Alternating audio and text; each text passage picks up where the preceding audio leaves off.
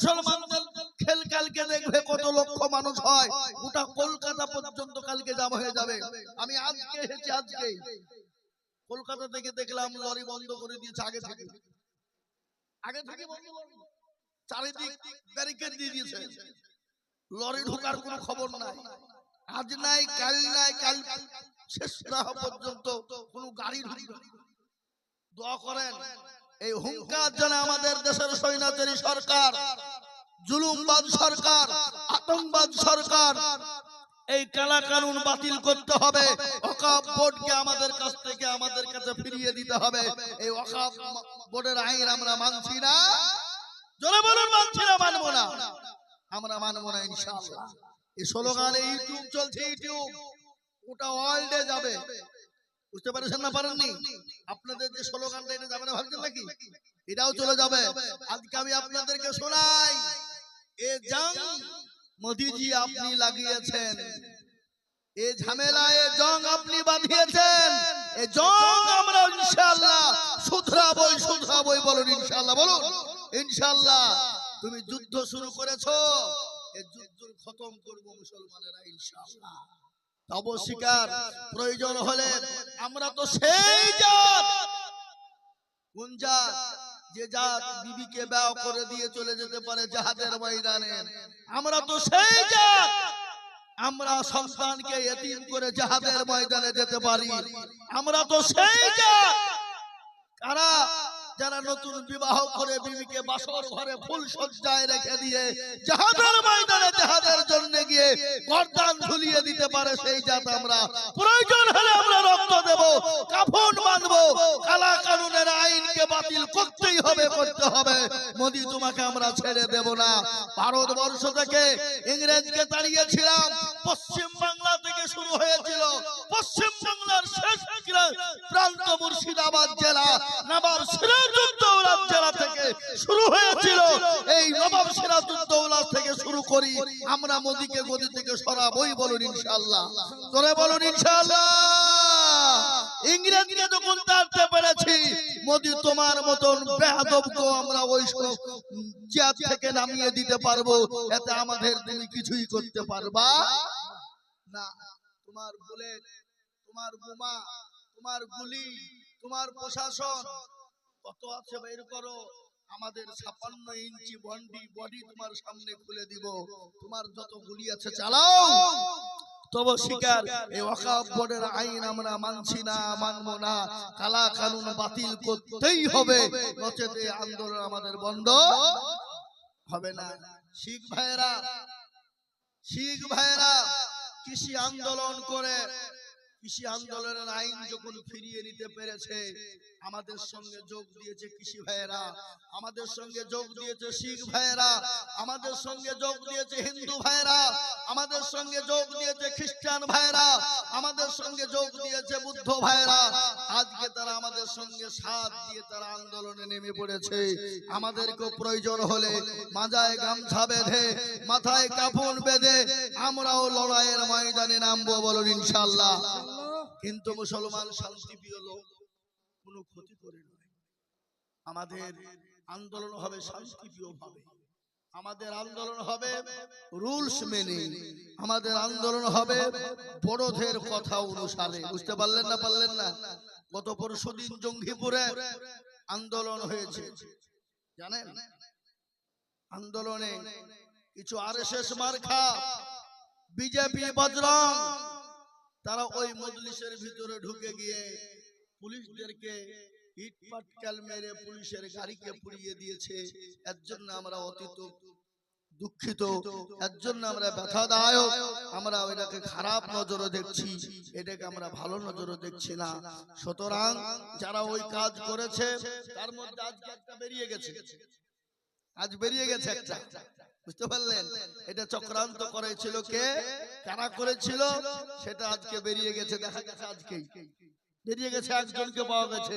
ইনশাআল্লাহ এই ঘটনা ঘটিয়েছে তদন্ত করছে পুলিশ প্রশাসন এবং উপর থেকে মানুষ এসে তদন্ত চলছে।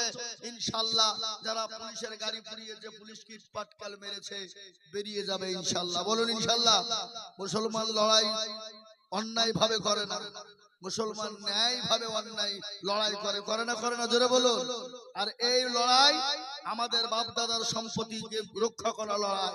আমার মসজিদকে কেউ দখল করে নেবে, আমি দাঁড়িয়ে দাঁড়িয়ে ললিপপ চুষবো? কি বলছেন আপনারা বলুন? হ্যাঁ, আমার মাদ্রাসাকে দখল করে নেবে, আমি দাঁড়িয়ে দাঁড়িয়ে ললিপপ চুষবো? না, আমার গোরস্থানকে কেউ দখল করে নেবে, আমরা এক বিন্দু রক্ত থাকতেও ছেড়ে দেব না। বলুন ইনশাআল্লাহ, বলুন। আপনাদেরকে যদি আলেম ওলামারা ডাক দেয়, এই ডমকুল সাব ডিভিশন যদি ডাক দেয়, আলেম ওলামাদের নেতৃত্বে আমরা যাওয়ার জন্য প্রস্তুত আছি না নাই?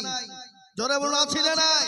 আল্লাহকে দুই হাত উঁচু করে দেখান, হাত তুলেন, আল্লাহকে দেখে দেন, ইনশাআল্লাহ আমরা প্রস্তুত রয়েছি। আমি এখন আমার জালসার বক্তব্য খালি এই স্লোগানই চলছে বাবা, এই ওয়াকফ নিয়ে লড়াই শুরু হয়েছে। আমাদের বড়রা বলেছে যত পারবে ওয়াকফ নিয়ে বয়ান করো, এখন হাদিস কুরআনের বয়ান রাখো, এখন ওয়াকফ নিয়ে শুরু করো। আজকে শুনলেন, এই ওয়াকফ সম্পত্তি যদি খোদা না খাস্তা আমাদের কাছ থেকে চলে যায়, আপনার বাপ যদি মারা যায়, আপনার বাপকে আপনি কবরস্থানে মাটি দিতে পারবেন না, দিতে দেবে না।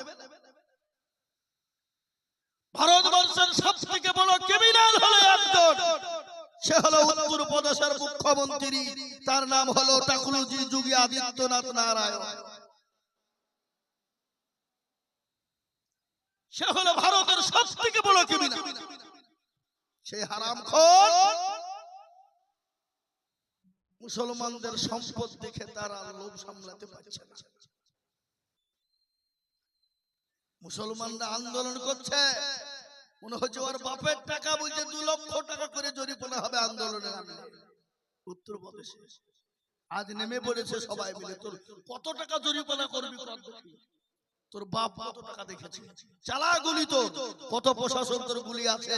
মুসলমানরা মৃত্যুকে ভয় করে, যারা বল করে, করে না। এ বাবা, ওরা তো হলো গরুর মুখ খাওয়ালো, কি কথা কর না কেন? আর আমরা হলাম গরুর দুধ খাওয়ালো। আর আমরা খালি দুধই খাইনি বাপ, আমরা হাড় পর্যন্ত, পায়ের পাপঠি পর্যন্ত চিবিয়ে খাওয়ালো। কি কথা বলছেন না কেন? হ্যাঁ, আমরা হাড় পায়ের পাপঠি পর্যন্ত চিবিয়ে খাওয়ালো। ও আমাদেরকে কত কায়দা করলে হবে? মুসলমানকে দেখেছে কিন্তু মুসলমানের আসল রূপ দেখেনি। জঙ্গলে পোষা পোষকা পশু আছে, রয়্যাল বেঙ্গল টাইগার আছে না নাই? ভারতবর্ষের জাতীয় পশু, কি ঠিক না? জোরে বলো, জাতীয় পশু। কিন্তু ওই জঙ্গলের ভিতরে আরেকটা পশু থাকে যে ঘুমিয়ে ঘুমিয়ে কাটায়। যেদিন উঠে যায়, যেদিন জেগে যায়, সেদিন গোটা জঙ্গলটাকে তছনছ করে দেয়, তাই না? সেই সিংহ, সেই পশুটার নাম হলো সিংহ। আমরা হলো সিংহের জাত। মুসলমানদের যে ঘুমিয়েছিল, আজকে মোদিজি এ জং তুমি লাগিয়েছো, এ যুদ্ধ তুমি শুরু করেছো, এ যুদ্ধ আমরা মুসলমানরা শেষ করব ইনশাআল্লাহ। তবে শিকার তোমার হাতে ওই ওয়াকফ সম্পত্তি আমরা তুলে দেব না। অমিত শাহ গুন্ডা, সে আবার বলছে এটা মুসলমানদের ভালোর জন্য আমরা করছি। বাবা, মায়ের চেয়ে মাসের দরদ বেশি। হ্যাঁ, কথা কন না কেন? বউ বলছে স্বামী মূল্য তো কি হইলো, সতীন তো বিধবা হইল। বুঝতে পারলেন আমার কথা না? কে বলছে? বউ বলছে, বিবি বলছে স্বামী মূল্য তো কি হইল, সতীন তো বিধবা হইল।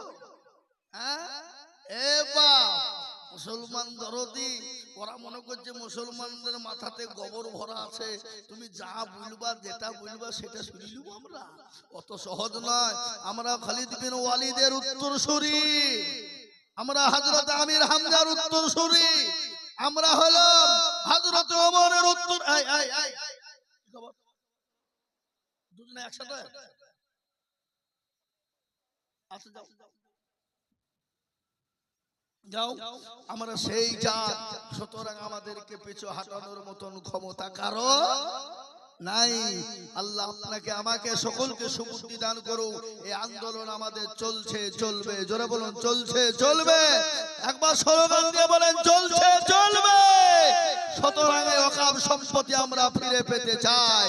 প্রয়োজন হলে আমাদের যেখানে যাওয়ার প্রয়োজন আমরা যাব। কিন্তু মোদিজি, অমিতজি শুনে নেন, ভারতবর্ষ নয় গোটা পৃথিবীতে 58টা অনলি ফর মুসলিম দেশ আছে। আমাদেরকে সুজাঙ্গল যদি ঘি তুলতে না পারি, প্রয়োজন হলে আঙ্গলকে আমরা ব্যাখ্যা করব না। 58টা মুসলিম দেশের কাছে আমরা বলবো, প্রয়োজন হলে আমরা গিয়ে এই ওয়াকফ সম্পত্তি আমরা তুলে আনবই ইনশাআল্লাহ।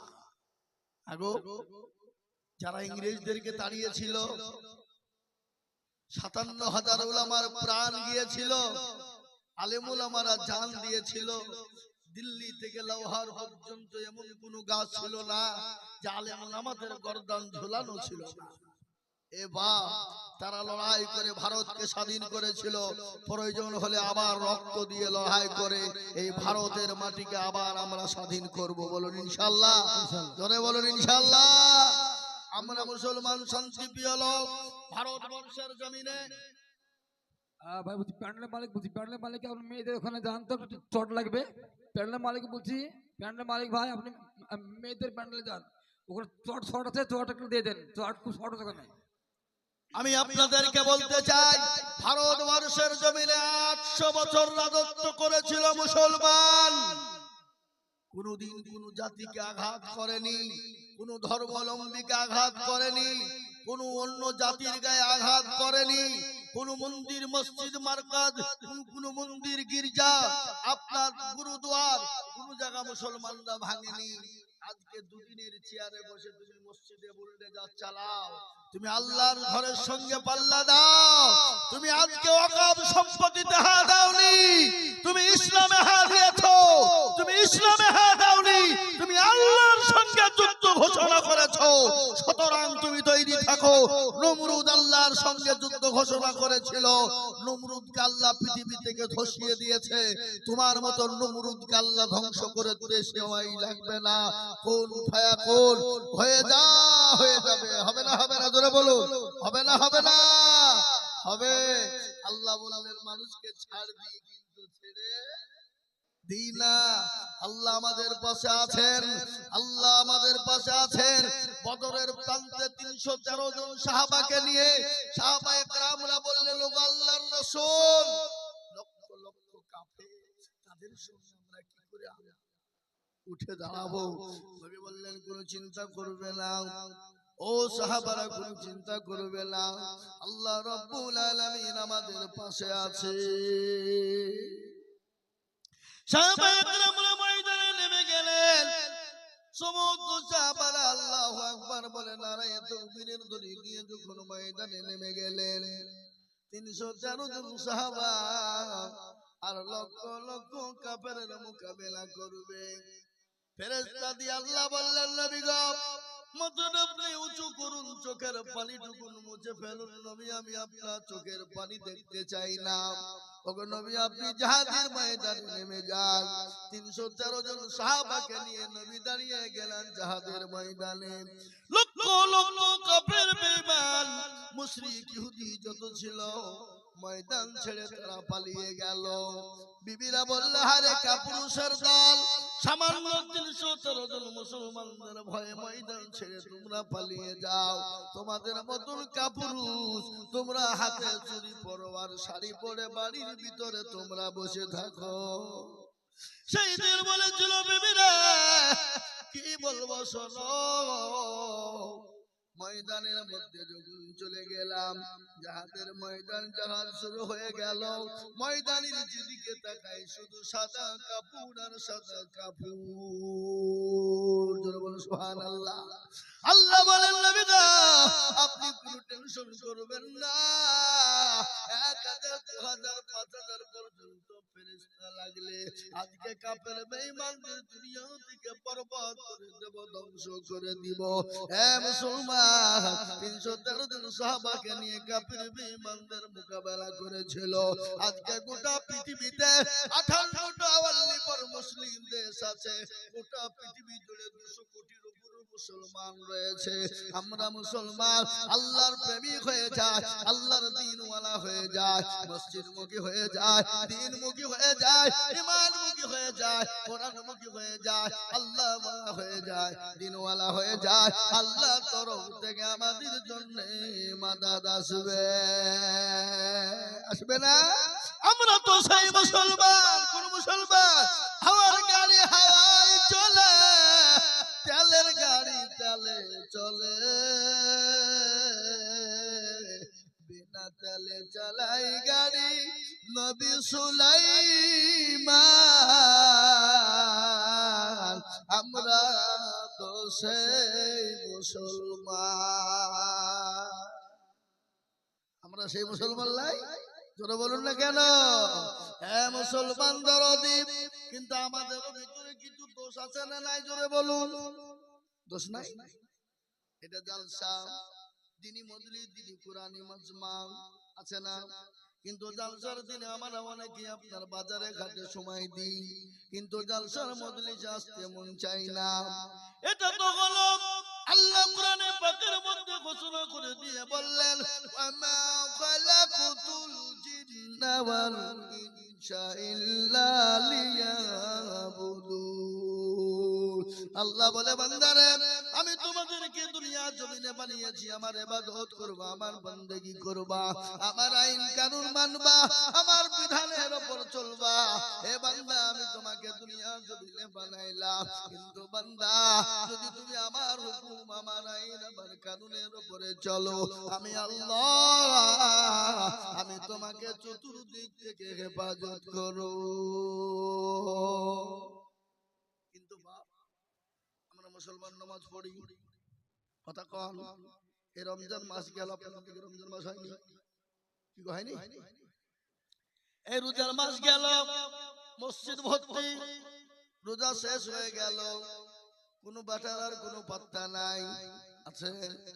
ঈদের নামাজের দিন রোজা নাই, রমজান মাসে রোজা করেনি, কিন্তু ঈদের দিনে সবার আগে কাতারে ওরা, এরকম লোক আছে না নাই? আপনাদের দেশে নাই বুঝি? কাকে দোষ দিবেন? আল্লাহ তো কোরআনে বললেন, আমি তোমাদেরকে বানিয়েছি আমার ইবাদত করো, বন্দেগী করো, আমার বড় হুকুমকে মানো। বলেন তো আল্লাহর সব থেকে বড় হুকুমটা কি? কথা বলেন, কথা বলেন। নামাজ। কিন্তু মুসলমান তো নামাজ পড়ে না। 98% মুসলমান নামাজ পড়ে না। ক% পড়ে? জোরে কোন না, ক%? 2%। আপনারা বলুন 2% মুসলমান নামাজ পড়ে, তার মধ্যে আপনারা বলেন তো 2% মানুষের নামাজ হয় নাকি? হয়? তা কোনোদিন হয় না। বলে হুজুর আপনি কি করে বললেন? বলে আমি বলছি তা হয় না কেন?